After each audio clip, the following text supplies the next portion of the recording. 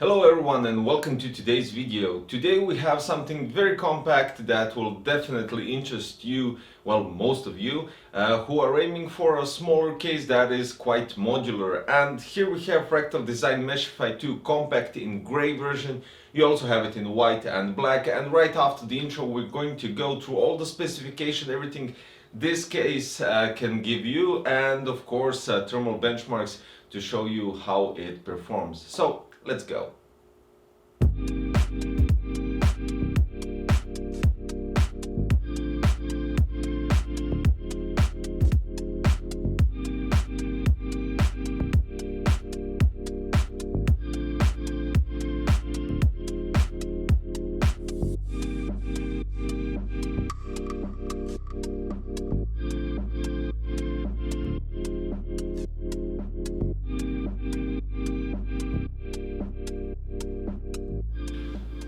Okay, so the familiar thing on the front, we have the same front mesh panel which has this already well-known front, and you can easily open it just by pulling the Fractal logo here, and you can even pop up this front side out and remove the dust filter, as you can see, quite easily, and clean it up. The same way goes for the placing it back, so you just have to do it like this and it clicks back in, and you just place the sides inside. So we're going to remove it, of course, and going to show you everything else. Now the interesting part here is the case has on top two 3.5mm jacks. One is for your headset and one is for your microphone. You have the USB Type-C, you have the power button, you have the reset button, and two USBs 3.0.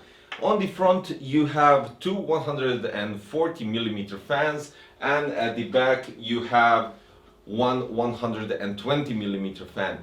At the back, that's the only size that you could place fans, so there isn't a possibility to place 140 because the case isn't wide enough, and quite reasonable basically because they gave more space at the back so you could do proper cable management. And why is it so? Well, the first things first, I'm going to skip this time the front side. I'm going to go back to that later. So this is how you open the back side. You have this lever, you just pop it out and you enter the back side of the case, which is outstanding. You have four rubber grommets, two smaller on top and two bigger here on the side for 24 pin USB 3.0 and stuff like that. So it doesn't confuse you. This little hole right here at the far right side isn't for 8-pin EPS or two 8-pin EPS or whatever power does your motherboard, well, CPU need. You use this rubber grommet. This is just for the back fan, so you could connect it right here. You have three Velcro ties on this side and three on this side with some sort of a canals to rearrange the cables quite nicely and do a perfect cable management. Otherwise this side won't close. And even though some of you might think this is something to force you to do a perfect cable management, they already arranged everything nicely, so the cables are already going here through this side and quite alright and nice.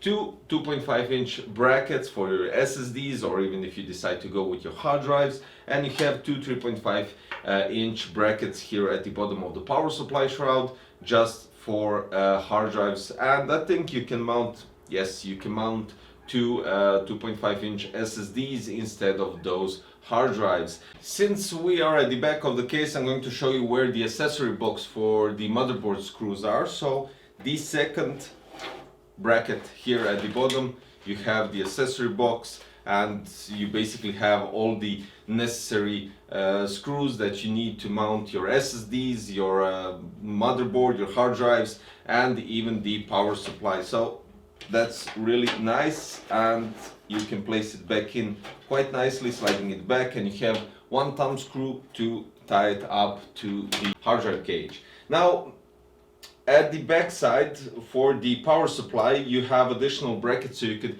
place it on the power supply, and then you slide the power supply at the back side. So the same thing as you do with the backside panel, you do this with the front tempered glass.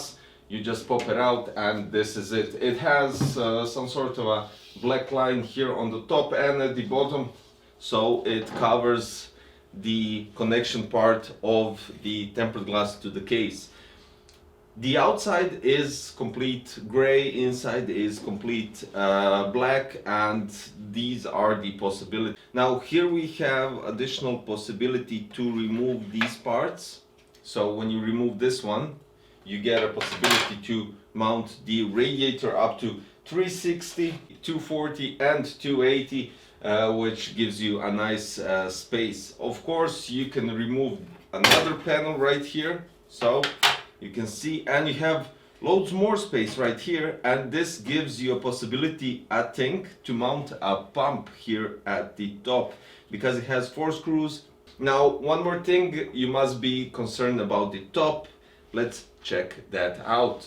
1 screw at the front and 1 at the back, which releases the top panel. But of course, you also need to pop out the top side, and this is it. It has this perforated panel right here that you can see. It's the same thing as the front, it just doesn't have that sample and design as the front panel does.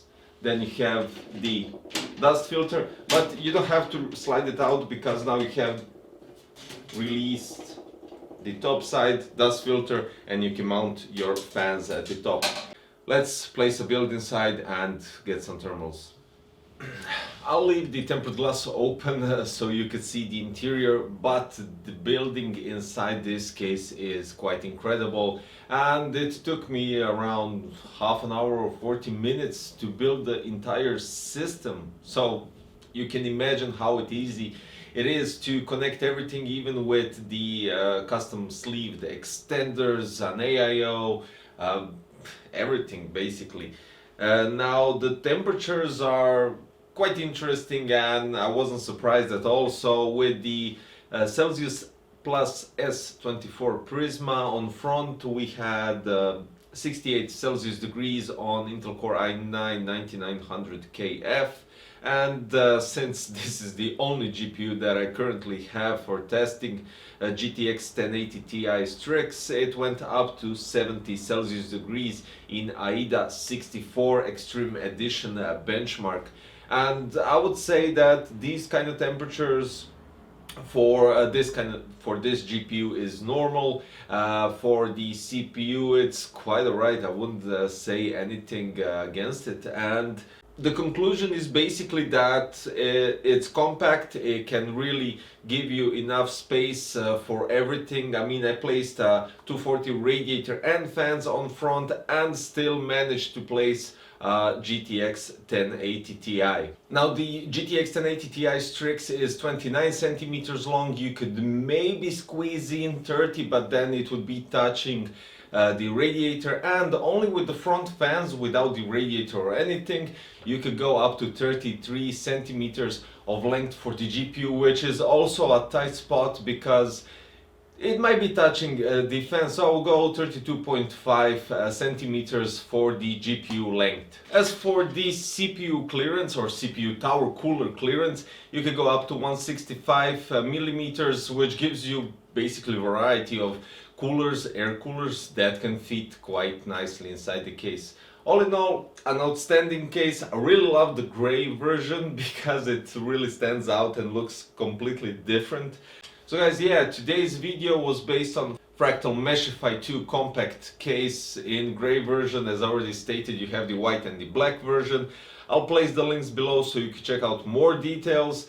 And that's all there is to it. If you like the video, don't forget to click the thumbs up button, subscribe for future content, and of course leave a comment below with your thoughts. Thank you for watching, and I'll see you very soon. Bye bye.